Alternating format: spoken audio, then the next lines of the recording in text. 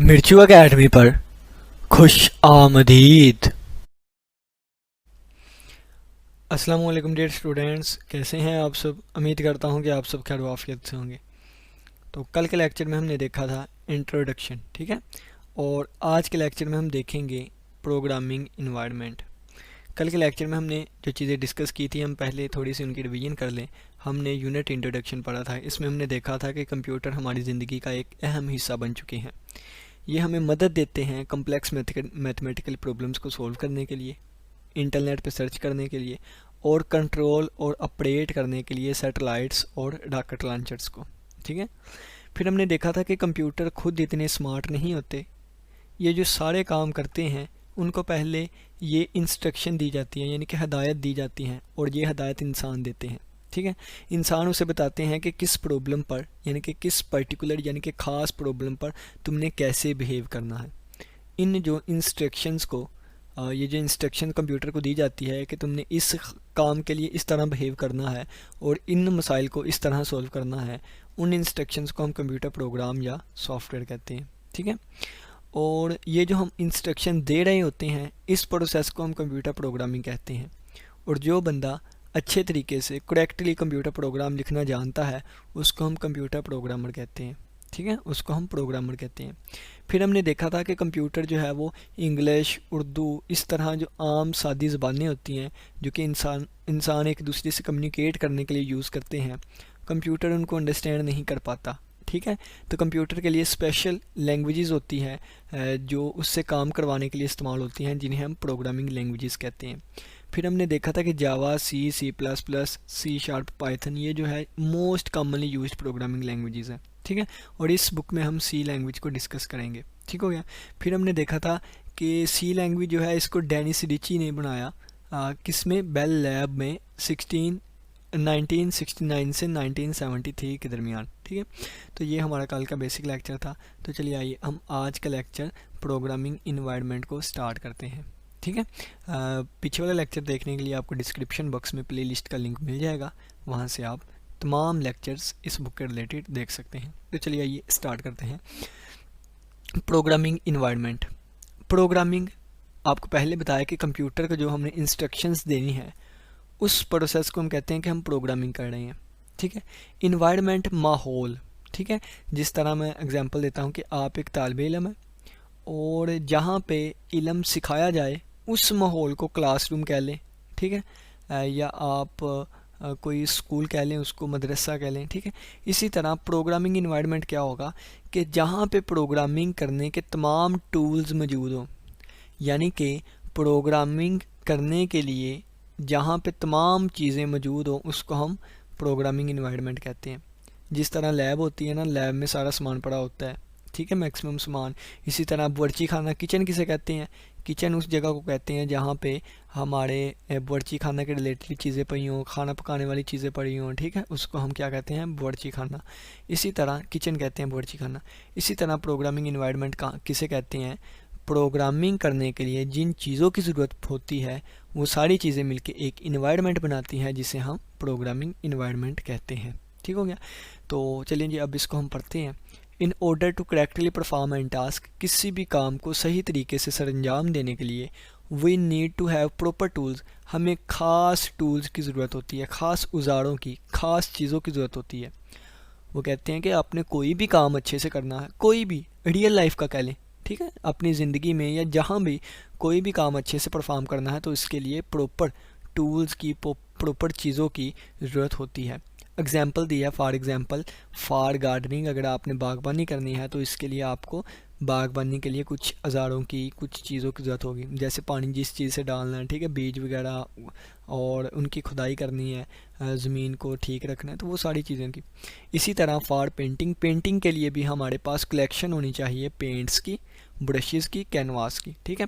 बिल्कुल इसी तरह सिमिलरली, बिल्कुल इसी तरह वी नीड प्रॉपर टूल्स, हमारे पास ख़ास चीज़ें होनी चाहिए फॉर प्रोग्रामिंग, प्रोग्रामिंग करने के लिए कुछ ख़ास औजार होने चाहिए, ख़ास टूल होने चाहिए प्रोग्रामिंग करने के लिए, ठीक है।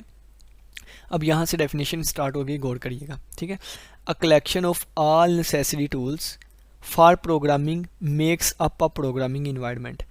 अ कलेक्शन मजमुआ हो, कलेक्शन हो, किन की, ऑल नेसेसरी टूल्स की, तमाम ज़रूरी चीज़ों की, फॉर प्रोग्रामिंग, जो कि प्रोग्रामिंग करने के लिए होती है, makes up a programming environment, वो प्रोग्रामिंग माहौल फ्राहम करती हैं।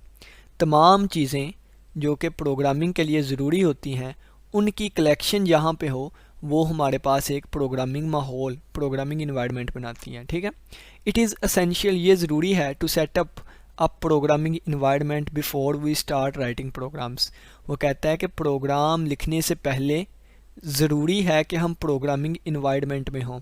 ठीक है, देखें ऐसे तो नहीं कॉपी पेंसिल पे हमने प्रोग्राम लिखी जाना, कंप्यूटर होना चाहिए हमारे पास। ठीक है, जहाँ पे हम प्रोग्राम लिखेंगे, प्रोग्रामिंग लैंग्वेज होनी चाहिए जिसमें हमने लिखना, वो चीज़ें आती हों। ठीक है, ये सारी चीज़ें ज़रूरी है प्रोग्राम लिखने के लिए और इन्हीं को हम प्रोग्रामिंग इन्वायरमेंट कहते हैं।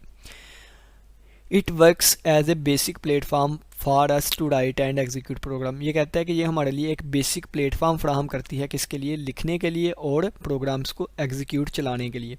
जिस तरह एक ट्रेन है तो ट्रेन क्या होती है, एक प्लेटफॉर्म पे आती है, प्लेटफॉर्म होगा तो ट्रेन चलेगी ना, या वहाँ पे आकर रुकेगी। बिल्कुल इसी तरह प्रोग्राम लिखने के लिए और उनको चलाने के लिए एक बेसिक प्लेटफॉर्म का काम करता है प्रोग्रामिंग इन्वायरमेंट। ठीक है, तो चलिए आइए नेक्स्ट हम देखते हैं। अब ये देखें तो ये भी बहुत चीज़ें इंपॉर्टेंट होती है। यहाँ पे लिखा हुआ है ना 1.1, तो 1.1 का मतलब है कि एक पहले चैप्टर की एक पहला टॉपिक आया है। ठीक है, पहले चैप्टर का पहला खास टॉपिक आया है। अब 1.1 के आगे देखें, ये पहले चैप्टर के पहले टॉपिक का आगे वाला, यानी कि उसके अंदर एक और चीज़ आने लगी है। फिर ये देखिएगा यहाँ पे ये लिखा होगा कि पहले चैप्टर के पहले टॉपिक से रिलेटेड ये दूसरी चीज़ आएगी। ठीक है, तो इस वाली चीज़ को भी आप मद्देनज़र रखा करें, इससे हमें पता चलता है कि कौन सी चीज़ किसके रिलेटेड है। अब ये जो हम प्रोग्रामिंग इन्वायरमेंट पढ़ के आए इसी के रिलेटेड 1.1 के रिलेटेड अब इसमें एक पहली चीज़ आ गई है 1.1.1.1। ठीक है, तो ये हमारे पास है IDE। अब ये भी इम्पोर्टेंट चीज़ है। IDE क्या होता है, इंटीग्रेटेड डेवलपमेंट इन्वायरमेंट। ठीक है, इंटीग्रेटेड मैंने होता है इकट्ठा करना, इकट्ठी चीज़ों। ठीक है, डेवलपमेंट चीज़ों को डेवलप करना, इन्वायरमेंट। ठीक है, माहौल। तो चलिए आइए स्टार्ट करते हैं। इंटीग्रेटेड डेवलपमेंट इन्वायरमेंट, यहाँ पे क्या होगा, एक इन्वायरमेंट हुआ करेगा जो कि इंटीग्रेटेड, इकट्ठा करना चीज़ों को, डेवलपमेंट और आगे चीज़ों को डेवलप करना। नाम से इतना ज़ाहिर हो गया, बाकी हम ये रीडिंग पढ़ लेते हैं, हमें अच्छे से पता चल जाएगा। देखें, अ सॉफ्टवेयर, एक software that provides a programming environment, जो कि हमें प्रोग्रामिंग इन्वायरमेंट मुहैया करता है, to facilitate programs in writing and executing programs is known as an integrated development environment. एक ऐसा सॉफ्टवेयर जो कि प्रोग्रामर्स को सहूलत मुहैया करता है, एक प्रोग्रामिंग इन्वायरमेंट देता है लिखने और चलाने के लिए कंप्यूटर प्रोग्राम्स को, उसको हम कहते हैं इंटीग्रेटेड डेवलपमेंट इन्वायरमेंट। दोबारा देखें, प्रोग्रामर्स को सहूलत मुहैया करने के लिए, ठीक है, प्रोग्रामर्स को सहूलत मुहैया करने के लिए जो प्रोग्रामिंग इन्वायरमेंट जो सॉफ्टवेयर देता है उसको हम IDE कहते हैं। और प्रोग्रामर इस IDE को किस मकसद के लिए यूज़ करते हैं, राइटिंग एंड एग्जीक्यूटिंग प्रोग्राम्स, यानी कि लिखने और इन प्रोग्राम्स को चलाने के लिए। दोबारा देखें, प्रोग्रामर्स प्रोग्राम लिखने और उन प्रोग्राम्स को चलाने के लिए, अपनी आसानी के लिए जो प्रोग्रामिंग इन्वायरमेंट मुहैया करे, जो सॉफ्टवेयर यूज़ करते हैं उसको हम कहते हैं IDE, यानी कि इंटीग्रेटेड डेवलपमेंट इन्वायरमेंट। ठीक है, ये ऐसा सॉफ्टवेयर होता है जो कि प्रोग्रामर को फैसिलिटेट करता है लिखने और एग्जीक्यूट करने में कंप्यूटर प्रोग्राम्स को, और ये एक प्रोग्रामिंग इन्वायरमेंट मुहैया करता है। ठीक हो गया। अब देखें, एन IDE यानी कि एक इंटीग्रेटेड डेवलपमेंट इन्वायरमेंट जो होता है as a graphical user interface, इसका एक ग्राफिकल यूज़र इंटरफेस होता है। ठीक है, एक होता है कमांड लाइन इंटरफेस, एक होता है graphical user interface. Command line interface का मतलब होता है जहाँ पे सिर्फ और सिर्फ कमांड्स ही होती हैं, यानी कि आपने कोई भी काम करवाना है वो आप लिख के करवाते हैं। ठीक है, लेकिन GUI का मकसद होता है, GUI का मानी होता है graphically user interface. User interface का मतलब है कि जो भी हमारा वो चीज़ चला रहा है यूज़र का इंटरफेस हो, कौन सा, ग्राफिकली। ठीक है, ग्राफिकली वो उससे इंटरेक्ट करे। जैसे ये आपको चीज़ें नज़र आ रही हैं, ये सारी क्या है ग्राफिकली, ये देखें, ये मैं लिख भी रहा हूँ ना, ये लाइन जो लग रही है ये भी कौन सी है, ग्राफिकली मैं लगा रहा हूँ। लेकिन अगर कमांड लाइन होता तो मैंने लिखना था कि यहाँ से लेके यहाँ तक लाइन लग जाए, तो ये मैंने लिख के काम करवाना था। तो कमांड लाइन इंटरफेस वो होता है जहाँ पे हम चीज़ें लिखते हैं, लिख के हर काम करवाते हैं। जैसे ये लाइन भी अगर लगानी है ना, मैंने बताना था कि यानी कि ये पहले मैंने बताना था कि यहाँ से लेके यहाँ तक लाइन लग जाए, ठीक है, वो सारा कमांड देनी पड़नी थी। तो कमांड लाइन इंटरफेस वो होता है जहाँ पे कमांड के ज़रिए काम करवाया जाता है, लेकिन ग्राफिकल यूज़र इंटरफेस वो होता है जो कि आगे बताया जाने लगा है, जिससे यूज़र ग्राफिकली इंटरेक्ट करता है। ठीक है, देखें, an IDE has a graphical user interface क्या होता है, मीनिंग जिसका मतलब है that a user can interact with it using windows and buttons to provide input and get output। कहता है कि इसका मतलब ये है कि यूज़र जो है वो इंटरेक्ट कर सकता है उसके साथ, यानी IDE के साथ या प्रोग्रामिंग इन्वायरमेंट के साथ, यूजिंग विंडोज़ को यूज़ करते हुए, बटन्स को यूज़ करते हुए, जो कि इनपुट और आउटपुट फ्राहम करेंगे। ठीक है, तो ये देखें, तो मैं इनपुट क्या है, तो ये ये देखें, मैं यहाँ पे इनपुट दी माउस के ज़रिए और ये मेरे पास आउटपुट नज़र आ गई। ठीक है, तो ये हमारे पास ग्राफिकली चीज़ें जो होती हैं उसको हम GUI में देखते हैं। ठीक है, an IDE consist of tools that help a programmer throughout the phases of writing, executing and testing a computer program. वो कहता है IDE में ना कुछ टूल्स होते हैं जो कि प्रोग्रामर को मदद देते हैं कुछ फेसेस से गुजरने के लिए। वो कौन सी है, राइटिंग, एग्जीक्यूटिंग और टेस्टिंग का कंप्यूटर प्रोग्राम, के कंप्यूटर प्रोग्राम लिखा जाए, उसको एग्जीक्यूट चलाया जाए और उसको टेस्ट किया जाए कि ये ठीक भी है कि नहीं। ठीक है, this is achieved by combining text editors, compilers and debuggers in a single interface. यानी वो कहता है कि IDE यानी कि एक सिंगल जगह पे ही, IDE यानी कि IDE में ही सारी चीज़ें होंगी ना, तो IDE को एक ऐसा सिंगल इंटरफेस, एक सिंगल जगह कह दी गई है जो कि जिसमें अचीव किया जाता है, हासिल किया जाता है, किसमें, उसमें ही टेक्स्ट एडिटर होते हैं, यानी कि जहाँ पे हम अपना प्रोग्राम लिखते हैं, उसी में ही कंपाइलर होता है जो जिसके ज़रिए हम अपने प्रोग्राम को एग्जीक्यूट करवाते हैं, और उसी में ही डीबगर होता है जो कि हमारा प्रोग्राम टेस्ट करता है। देखें, IDE एक सिंगल प्लेटफॉर्म पे ही हमें बहुत सी चीज़ें मिलती हैं कंबाइन। कौन कौन सी, टेक्स्ट एडिटर जहाँ पे हम अपना प्रोग्राम लिखेंगे, कंपाइलर जो कि कंपाइल करेगा हमारे प्रोग्राम को, और डिबगर जो कि डिबग करेगा। डिबगर किसे कहते हैं, आगे ये चीज़ें सारी डिटेल से पढ़ेंगे। टेक्स्ट एडिटर का थोड़ा सा बता दूं, जहाँ पे हम टेक्स्ट लिखते हैं उसको एडिट करते हैं। कंपाइलर क्या करता है, हमारी एरर्स को जो है ना वो यानी प्रोग्राम को कंपाइल करता है। ठीक है, और डिबगर क्या करता है, डिबगर कहते हैं बग को ढूंढ कर दूर करना, यानी कि एरर्स जो होंगी उसको ढूंढ कर भगाए करेगा। ठीक है, भगाएगा, उसको डिबगर कहते हैं। Some of the many available IDEs for C programming language are, वो कहता है कि C प्रोग्रामिंग लैंग्वेज के लिए जो हमें IDE होते हैं वो ये वाले चंद हैं, यानी कि जो माहौल फ्राहम करेंगे, एक इंटरफेस जो होगा, सिंगल इंटरफेस जो प्लेटफॉर्म के तौर पे काम करेंगे, वो ये वाले हैं। आप कोई एक यूज़ करके ना अपनी प्रोग्रामिंग कर सकते हैं अपनी मर्ज़ी। उनमें एक विजुअल स्टूडियो है, Xcode है, ठीक है, और कोड ब्लॉक्स है, डेव C++ है। ठीक है, डेव C++ ब्लू कलर का होता है, हम उस पर ही प्रोग्रामिंग करेंगे। ठीक हो गया। अब देखें, तो ये जो हमें शक्ल दिखाई गई है ये किसकी है, ये main interface of code blocks की है। ठीक है, ये दूसरे नंबर पे इसका नाम लिखा हुआ है ना, कोड ब्लॉक्स। ठीक है, अब इसी में आपको टेक्स्ट एडिटर मिलेगा, इसी में आपको कंपाइलर मिलेगा, इसी में डीबगर मिलेगा। प्रोग्राम लिखेंगे भी यहाँ पे, एडिट पे भी यहाँ होगा, कंपाइल भी होगा, एग्जीक्यूट रन भी होंगे, सब कुछ होगा यहाँ पे। और ये हमें प्रोग्रामिंग के लिए वो सारी चीज़ें मुहैया करेगा जो कि प्रोग्राम लिखने के लिए ज़रूरी है। इस वजह से हम इसको IDE कह रहे हैं। ठीक है, अब ये देखें, हमारे पास आ गई एक्टिविटी नंबर 1.1। ठीक है, अब इस टॉपिक के रिलेटेड एक एक्टिविटी है, वो कहता है यूज़ योर वेब ब्राउज़र। अपना जहाँ पे गूगल क्रोम जिस तरह कह लें, ठीक है, मोज़िला फायरफॉक्स, ये डिफरेंट वेब ब्राउज़र्स होते हैं। इंटरनेट का यूज़ करते हुए वो कहते हैं find out the names of 3 different IDEs, 3 और IDEs के नाम लिखें, यानी कि इंटीग्रेटेड डेवलपमेंट इन्वायरमेंट के, that can be used for C programming, जिसके ज़रिए हम C प्रोग्रामिंग लैंग्वेज जो है उसको यूज़ कर सकते हैं। ठीक है, 4 तो ये लिखे हुए हैं ना, 3 और लिखने हैं। ठीक है, तो ये आप इंटरनेट से सर्च करिएगा, आपको उम्मीद है कि मिल जाएंगे। ठीक है, वो गिरना जो मैंने सर्च किए हैं वो मैं आपको बता देता हूँ। एक तो हमारे पास ये आ गया VS code, Xcode, code blocks, Dev C++। ठीक है, जिस तरह डेव C++ होता है इसी तरह टर्बो C++ भी होता है। ठीक है, जिस तरह डेव C++ होता है इसी तरह टर्बो C++ भी होता है। आप एक ये नोट कर लें, ठीक है। एक हमारे पास सी लाइन होता है, सी लाइन। एक हमारे पास होता है कोड लाइट, ठीक है, कोड लाइट, ठीक है। एक होता है नेट बीन्स, ठीक है। ये सारे IDEs है जिसमें हम सी प्रोग्रामिंग लैंग्वेज जो है वो यूज़ करते हुए प्रोग्राम्स लिख सकते हैं, ठीक है। तो एक होती है Qt क्रिएटर, ठीक है। ये सारे क्या है IDEs है, आप कोई से 3 यहाँ से लिख लीजिएगा, ठीक हो गया। अब देखें ये हमारी एक्टिविटी 1.1 भी होगी। अब नेक्स्ट हमारे पास आता है टेक्स्ट एडिटर, यानी कि उसी चीज़ के रिलेटेड दूसरा टॉपिक हमारे पास आ गया है टेक्स्ट एडिटर। टेक्स्ट एडिटर क्या करता है, देखें, एन टेक्स्ट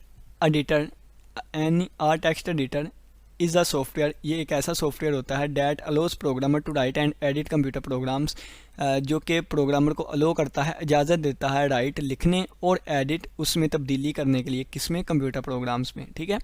टेक्स्ट एडिटर एक ऐसा सॉफ्टवेयर होता है जो कि प्रोग्राम को इजाज़त देता है प्रोग्राम लिखने और उन प्रोग्राम्स में तब्दीली करने की, ठीक है।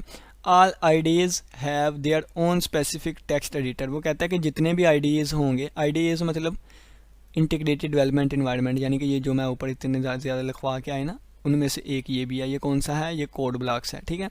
जितने भी ये होंगे इन सभी का अपना अपना ख़ास टेक्स्ट एडिटर हुआ करेगा। It is the main screen of an IDE where we can write our programs, ये कहता है कि ये वो मेन स्क्रीन है जिस पे हम अपने प्रोग्राम्स को लिख सकते हैं, ठीक है। ये उसकी मेन स्क्रीन है, ये मेन स्क्रीन दिखाई गई है, ठीक है। तो ये देखें यहाँ पे ये प्रोग्राम लिखा हुआ है, ये हमारा एक प्रोग्राम लिखा हुआ है, ठीक है। ये text editor in code blocks का टेक्स्ट एडिटर ये वाला होता है, ठीक है। अब यहाँ पे देखें तो इसके ऊपर भी बटन्स वगैरह बने हैं, आइकन्स वगैरह, वो मैं आपको बताता हूँ। वो कहते हैं shows a basic C language, वो कहता है program written in the text editor of IDE code blocks, वो कहता है ये जो है ना ये शो कर रहा है क्या, सी लैंग्वेज प्रोग्राम को शो कर रहा है। ये देखें ये सी लैंग्वेज प्रोग्राम है एक, written in the text editor, जो कि टेक्स्ट एडिटर में लिखा गया है ऑफ IDE, और IDE का नाम क्या, कौन सा IDE यूज़ कर रहे हैं हम, कोड ब्लॉक्स, ठीक है। कोड ब्लॉक्स के टेक्स्ट एडिटर में ये एक सी प्रोग्राम लिखा गया है। तो सी प्रोग्राम थोड़ा सा आपको आइडिया होगा, ये आपका पहला प्रोग्राम है, देखें थोड़ा सा आइडिया है।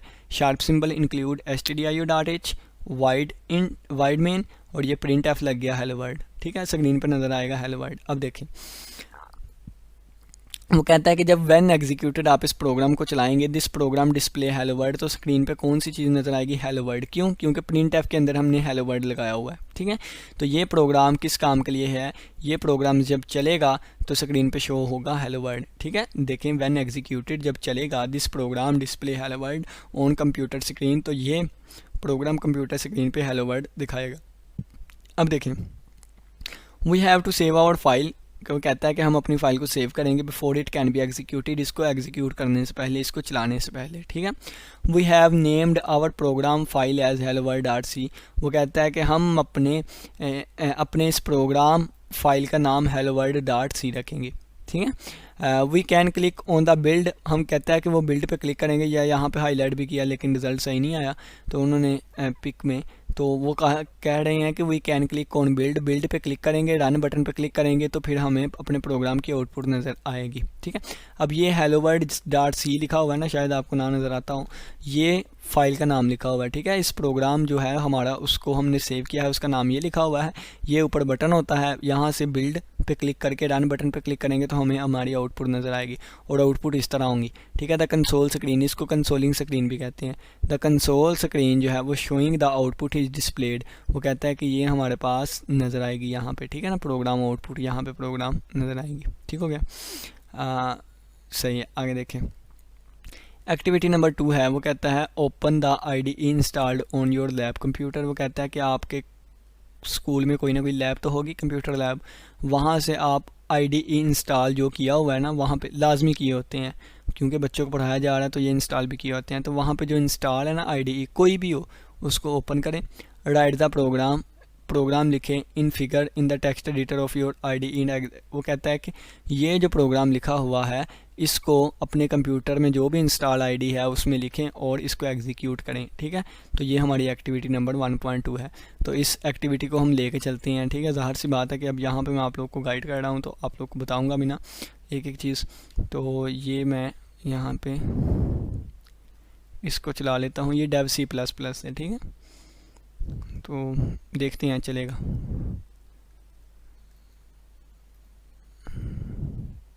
चले गया। तो ये हमारे पास एक इंटरफेस आ जाएगा। ये फाइल पे क्लिक करेंगे, न्यू पे क्लिक किया और सोर्स फाइल पे क्लिक किया। ठीक है, ये हमारे पास आ गया। यहाँ पे हम अपना प्रोग्राम लिखने लगे हैं। तो शार्प सिंबल इंक्लूड के बाद यहाँ पे stdio.h मैंने लिख दिया। ठीक है, और नेक्स्ट यहाँ पे आ जाएगा हमारे पास इंट मेन। ठीक है, इंट मेन आप लोगों के यहाँ वहाँ पे वाइड मेन और यूज़ होता है ना, यहाँ पे इंट मेन आएगा। यहाँ से करली ब्रैकेट स्टार्ट हुई और यहाँ पे लिखेंगे प्रिंट एफ लिखेंगे हेलो वर्ल्ड। ठीक है, डबल कोटेशन के अंदर आएगी ये चीज़। डबल कोटेशन के अंदर लिखेंगे हेलो वर्ल्ड। ठीक है, ये हमने लिख दिया। एंड पे सेमीकोलन आएगा। ठीक है, ये अब हम इसको देखें तो यहाँ पे लिखा होता है एग्जीक्यूट। ये हम कंपाइल करेंगे पहले। तो कंपाइल किया तो वो कहता है पहले फ़ाइल को सेव करें। ठीक है, तो फाइल को सेव करेंगे हम कौन से नाम से। तो मैं फ़ाइल को सेव कर लेता हूँ कि हेलो वर्ल्ड के नाम से। हेलो वर्ल्ड के नाम से सेव कर देता हूँ। ठीक है, हेलो वर्ल्ड, एक मिनट, हेलो वर्ल्ड .c। ठीक है, एक्सटेंशन इसकी .c होगी। तो ये मैंने सेव कर लिया इसको। अब ये मैंने कंपाइल कर लिया। अब इसको, ये कंपाइल हो जाता है, ये देखें कंपाइल हो गया। अब इसको रन करते हैं। ठीक है, अब इसको रन करने लगे हैं तो ये हमारा रन हो गया। तो ये हमारे पास लिख दिया गया। सबसे ऊपर नज़र आ रहा है आपको हेलो वर्ल्ड। ठीक है, और नीचे आपको बता रहा है कि प्रेस एनी की करें, आपका कंपाइल हो गया। ठीक है, तो ये हमारे पास प्रोग्राम की ये भी हो गई। अब हम चलते हैं अपने प्रोग्राम पे। ठीक है, ये वाला ठीक हो गया। अब कंपाइलर का पढ़ते हैं और इसके साथ ही हम अपना एंड करते हैं। अब कंपाइलर क्या होता है? Computer only understand and work in machine language consisting of zeros and ones. यानी कि अगर आप देखें थोड़ा सा, तो मैंने आपको बताया था कि जिस तरह इंसान एक दूसरे से कम्युनिकेट करने के लिए लैंग्वेजेस यूज़ करते हैं ना, तो कंप्यूटर इस तरह तमाम लैंग्वेजेस को नहीं अंडरस्टैंड करता। ठीक है, कंप्यूटर जो है वो सिर्फ़ और सिर्फ बाइनरी लैंग्वेज को अंडरस्टैंड करता है। कंप्यूटर सिर्फ अंडरस्टैंड कर सकता है एंड वर्क और काम कर सकता है इन मशीन लैंग्वेज, सिर्फ और सिर्फ मशीन लैंग्वेज पर। और मशीन लैंग्वेज में कौन सी चीज़ें होती हैं? Consisting 1 and 0। कंप्यूटर बाकी ज़बानों को नहीं अंडरस्टैंड कर सकता। कंप्यूटर सिर्फ और सिर्फ एक लैंग्वेज को अंडरस्टैंड कर सकता है जिसको हम बाइनरी लैंग्वेज कहते हैं। ठीक है, बाइनरी लैंग्वेज कहते हैं, मशीन लैंग्वेज भी कहते हैं। तो मशीन लैंग्वेज में दो ही चीज़ें होती हैं, क्या? एक 0 और एक 1। ठीक है, they require the conversion of a program written in programming language to machine language in order to execute it. ठीक है, वो कहता है कि आपने जो भी कोई प्रोग्राम लिखना है, उसके लिए हमें रिक्वायर्ड होता है, उसके लिए हमें ज़रूरत होती है किस चीज़ की? उसके लिए ज़रूरत होती है कि हम उसको पहले मशीन लैंग्वेज में कन्वर्ट करें। देखिए, दे रिक्वायर्ड ज़रूरत होती है, द कन्वर्जन कन्वर्ट करने की, program written in programming language, जिस प्रोग्रामिंग लैंग्वेज में हमने प्रोग्राम लिखा है। ठीक है, program written in programming language, program जिस प्रोग्रामिंग लैंग्वेज में लिखा है उसके लिए ज़रूरत होती है कि हम उसको कन्वर्ट करें किस में? टू मशीन लैंग्वेज में। ठीक है, in order to execute it, इसको चलाने के लिए। तो यहाँ पे देखें तो यहाँ प्रोग्राम, ये कंप्यूटर प्रोग्राम फाइल लिखी हुई है, इसको पहले कंपाइल के ज़रिए कन्वर्ट करेंगे किस में? मशीन लैंग्वेज का दूसरा नाम बाइनरी लैंग्वेज। ठीक है, तो कंप्यूटर बाइनरी फाइल में इसको कन्वर्ट करेंगे पहले। जब कन्वर्ट करेंगे फिर ये प्रोग्राम एग्जीक्यूट हुआ करेगा। ठीक हो गया। तो कंपाइलर क्या है? कंपाइलर एक ट्रांसलेटर होता है जो कि ट्रांसलेट करता है। अगर आप देखें ना, फ़र्ज़ किया कि मैं इंग्लिश बोलता हूँ और आपको उर्दू समझ आती है, तो मेरी बात आपको कैसे समझ आई? तो मैं दरमियान में एक ऐसा बंदा लेके आऊँगा जो कि मेरी बातों को समझे और फिर आपको समझाए। ठीक है, उस बंदे को क्या कहते हैं? ट्रांसलेटर कहते हैं। क्या कहते हैं? ट्रांसलेटर। बिल्कुल इसी तरह कंपाइलर भी एक ऐसा ट्रांसलेटर होता है जो कि प्रोग्रामिंग लैंग्वेज में लिखे गए प्रोग्राम को मशीन लैंग्वेज में, बाइनरी लैंग्वेज में कन्वर्ट करता है। ठीक है, और फिर ये चलाता है। दिस इज़ अचीव्ड, ये चीज़ें सारी अचीव की जा सकती हैं, हासिल की जा सकती हैं यूजिंग अ कंपाइलर। ठीक है, यहाँ से कंपाइलर की डेफिनेशन शुरू होगी। A compiler is a software, compiler एक सॉफ्टवेयर होता है, डैट इज़ रिस्पॉन्सिबल, जो कि ज़िम्मेदार होता है, फॉर कन्वर्ट करने के लिए, of a computer program written in some high level language, किसी भी हाई लेवल लैंग्वेज में लिखे गए प्रोग्राम को, टू मशीन लैंग्वेज कोड में। ठीक है, हाई लेवल लैंग्वेज यहाँ पे क्या है, ऐसी कोई भी लैंग्वेज जिसको इंसान समझ सकता है, उस लैंग्वेज में ही हम प्रोग्राम लिखेंगे ना जिसमें को इंसान समझ सकता है, उस लैंग्वेज को हाई लेवल लैंग्वेज कहते हैं। तो हाई लेवल लैंग्वेज को मशीन लैंग्वेज में कन्वर्ट करने के लिए एक सॉफ्टवेयर रिस्पॉन्सिबल होता है, उस सॉफ्टवेयर को हम क्या कहते हैं, compiler. A compiler is a software, compiler एक सॉफ्टवेयर होता है जो कि रिस्पॉन्सिबल होता है, जिम्मेदार होता है कन्वर्ट करने के लिए हाई लेवल लैंग्वेज में लिखे गए प्रोग्राम को मशीन लैंग्वेज कोड में। ठीक है, हम ये 1.5 फिगर ये वाली है। ठीक है, तो ये हमारा आज का लेक्चर हुआ कंप्लीट। नेक्स्ट हम स्टार्ट करेंगे 1.2 कंप्यूटर प्रोग्रामिंग बेसिक्स से। ठीक है, तो उम्मीद करता हूँ यहाँ तक समझ आई होगी। थोड़ा सा ओवरव्यू हम देख लेते हैं, यानी कि हमने कौन कौन सी चीज़ें पढ़ी। तो हमने आज के लेक्चर में क्या पढ़ा, सबसे पहले हमने पढ़ा कि प्रोग्रामिंग इन्वायरमेंट क्या होता है। जिस तरह कोई भी काम करना हो उसके लिए हमें एक माहौल ज़रूरी होता है, इसी तरह प्रोग्रामिंग करने के लिए जो चीज़ें ज़रूरत की होती हैं उन चीज़ों को एक जगह पे इकट्ठा कर दें तो प्रोग्रामिंग इन्वायरमेंट बन जाता है। और ये जो प्रोग्रामिंग इन्वायरमेंट हमें दिया जाता है ये कहाँ पे होता है, IDE। ठीक है, एक ऐसा सॉफ्टवेयर जिसमें प्रोग्रामिंग इन्वायरमेंट होता है ताकि प्रोग्रामर अच्छे से सॉफ्टवेयर लिख सकें और उनको एग्जीक्यूट कर सकें, उनको IDE कहते हैं। ठीक है, IDE जो है ये हमारे पास ग्राफिकल यूज़र इंटरफेस होता है ताकि यूज़र इससे इंटरेक्ट कर सके। ठीक है, तो बाकी ये 4 नाम उन्होंने बताए थे, 5 नाम मैंने यहाँ पे लिख दिए हैं। ठीक है, और इसके बाद हमने क्या देखा, टेक्स्ट एडिटर देखा जहाँ पे प्रोग्राम्स लिखे जाते हैं उनको एडिट किया जाता है। ठीक है, फिर हमने ये थोड़ी सी उनको चला के भी देखा, एक्टिविटी भी की। अब हमने कंपाइलर देखा, कंप्यूटर डायरेक्टली ज़बानों को अंडरस्टैंड नहीं कर सकता, हाई लेवल लैंग्वेजेस को जो कि ह्यूमन लिखते हैं, तो फिर उनको कन्वर्ट करने के लिए मशीन लैंग्वेज में, बाइनरी लैंग्वेज में तो हम कंपाइलर का यूज़ करते हैं। जब वो बाइनरी में कन्वर्ट हो जाती है तो कंप्यूटर इसको अंडरस्टैंड कर लेता है और हमें आंसर देता है, तो आंसर दोबारा कंपाइल होकर हमारे पास हाई लेवल लैंग्वेज में नज़र आता है। ठीक है, तो आपका ये बेसिक चीज़ें हैं, इसकी बहुत बहुत बहुत ज़्यादा डिटेल्स हैं इन सारी चीज़ों की। ठीक है, तो लेकिन आप 10th क्लास तक ही रहें अभी, तो इंशाल्लाह वक्त के साथ साथ हम ये मज़ीद बेहतर चीज़ें सीखेंगे इसी चैनल पर। उम्मीद करता हूँ कि आज की वीडियो समझ आई होगी। अपना बहुत सा ख्याल रखिएगा, इसी के साथ इजाज़त दीजिए। अल्लाह हाफिज़, अल्लाह निगहबान।